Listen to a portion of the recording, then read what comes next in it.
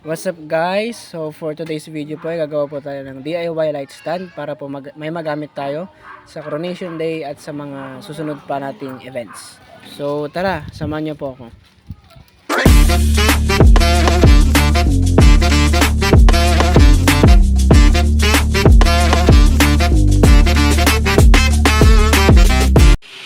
Ayan, so sa bakal natin guys, yung size na gamit natin ay yung 3/4 na size ng bakal. So yung gamitin natin para matibay yung foundation. So itong paa niya guys ay 3 feet yung haba niya. So yan yung paa, 3 feet yan. So tatlong paa yung gagawin natin. Tapos itong katawan is 6 feet. And then yung itong paglalagyan ng power light ay yung sobra doon sa isang buong bakal na pag binibili po.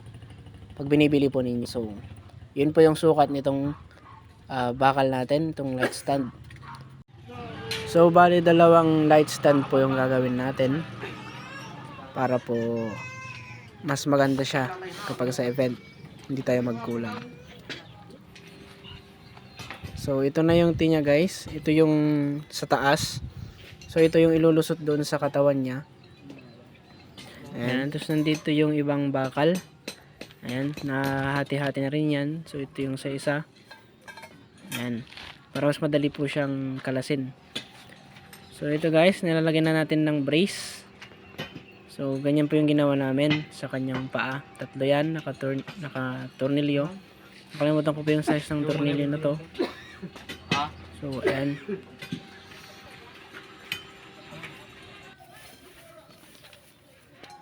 So dito po, ayan. So lalagyan na natin ng butas para sa paglalagyan ng tornilyo natin sa kanyang paa.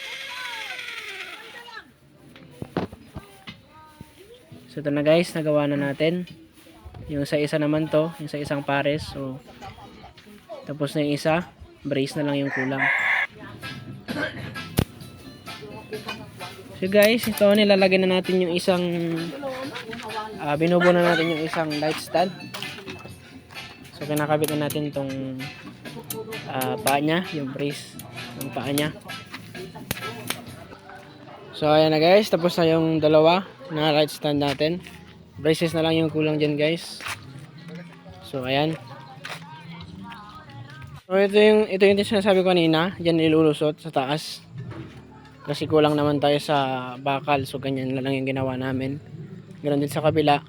So brace na lang. So ganyan yung ginawa namin sa sana nyo guys. So ayan, nalagyan na natin ng brace. Ito, mayaldingan na natin to paglalagyan. Then ganito yung kalalabasan guys. Ayan. So ayan, dalawang tornilyo dyan para mas higpit. Ayan. So ganyan yung ginawa namin guys. Yan yung DIY namin na light stand.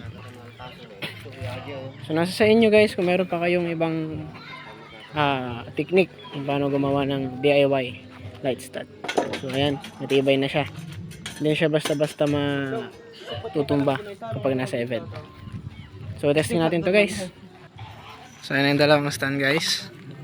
So ito na yung light stand natin guys. Ayan, nakumpleto na rin natin yung power light. Tiga-apat yan. So okay naman. So sa baba natin muna nilagay yung mga lights. Ayan.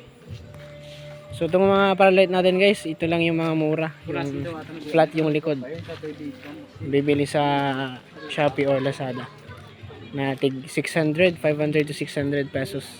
Ayan. So yun, okay na guys. So ayan, yan yung nabili pa nating lights. Ayan. So okay na siya guys. Okay na siya pang event. Hanggang dito na lang guys. Salamat sa panonood.